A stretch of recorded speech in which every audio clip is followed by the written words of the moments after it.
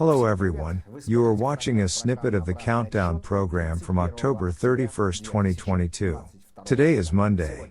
See the full version on Patreon.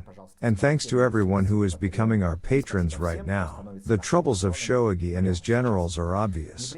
Kadyrov and Prigozhin can triumph. As for Prigozhin, this figure is growing by leaps and bounds, forming into a threatening image of Kashai of the future. The elites tremble. The European Center for Security Studies states with a shudder, in conditions where Russia cannot defeat Ukraine, if the West continues its support for Kyiv, and Putin cannot admit defeat, we can expect a long conflict. How likely is regime change under such conditions in Russia? Not really is the short answer. The organized opposition in Russia has been destroyed or imprisoned, and the regime is ramping up repression. Elite splits within Russia are extremely unlikely. Even if losses persist, the public divisions that have occurred so far are focused on avoiding internal failure, rather than questioning the very rationale of the CVO, much less moving towards the overthrow of Putin. At the same time, egg-headed analysts lay straws. Although a sudden collapse of the regime is unlikely, it cannot be ruled out.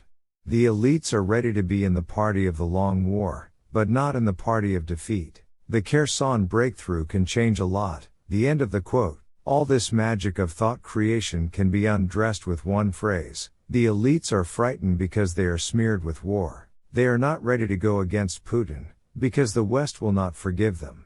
On the other hand, they, like their leader, are afraid of defeat. On the third, a monster grows on the horizon with a frightening grimace of Prigozhin, who announced the opening of the Wagner Center in St. Petersburg. This is not the small-hold Sakharov and Yeltsin centers. No liberal snot, everything is grown up here. Sign a contract, get a weapon and go kill. In general, Prigozhin has developed such activity in recent weeks that soon Putin's officials will start scaring their children with it. He sent Prosecutor General Krasnov a statement about a crime with a request to conduct an audit on the possible fact of the creation by Governor Byglov a de-organized criminal community on the territory of St. Petersburg in order to plunder the state budget and enrich the corrupt officials who are in his entourage. The elites twitched intensely. Everyone understands that these careful showdowns are just a childish prelude before the redistribution that will await Russia if the war is lost and the bald head of the leader rolls along the red carpet of the Kremlin. But Prigozhin does not let up, but begins to throw his thoughts into the information field. The main thing that did not happen was that the mobilization of the elites did not happen, says Kashai the thinker.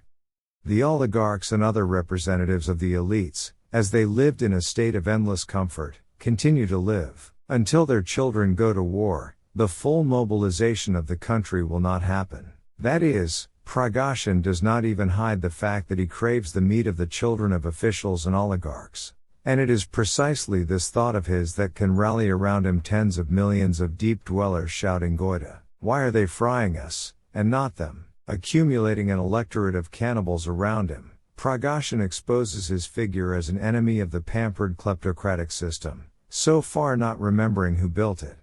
But this is for now. And a couple of days earlier, Prigozhin suggested that the Prosecutor General consider recognizing the activities of the American company Google as undesirable on the territory of the Russian Federation, which distributes information aimed at creating a threat to the country's defense capability and state security. Turning smartphones into pumpkins is a good attempt on the eve of Halloween. The trembling is about to develop into undisguised panic. After all, the closer the realization of the inevitability of defeat, the higher the probability of victory for chaos inside the cave of savages. And there will be no rules. That is why the system stirred with all its Sobchaks and Ponomarevs in the hope of slipping the West the human muzzle of deputies in exile instead of Prigozhin's disgusting gnaw. The system, dreaming of a reboot, is trying with all the fibers of Sobchak, Navalny and Venediktovs to convince the West that it is they who can save the cave of cannibals from the impending triumph of cannibalism, and become human-like partners. But it is unlikely that such a distortion of the liberal faces of good Russians will convince anyone. It seems that the tragedy called the fall of the empire is destined to be played out to the end.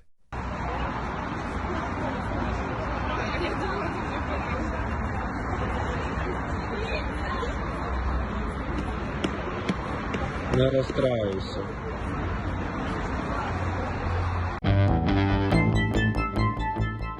Become our patrons now and look further in this program. On Monday morning, the rashes began with a mass launch of missiles towards Ukraine.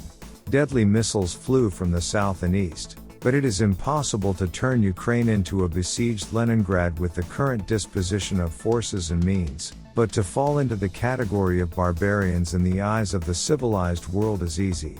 They had just finished mobilization, when they announced the planned recruitment of young animals into the Shoigu army.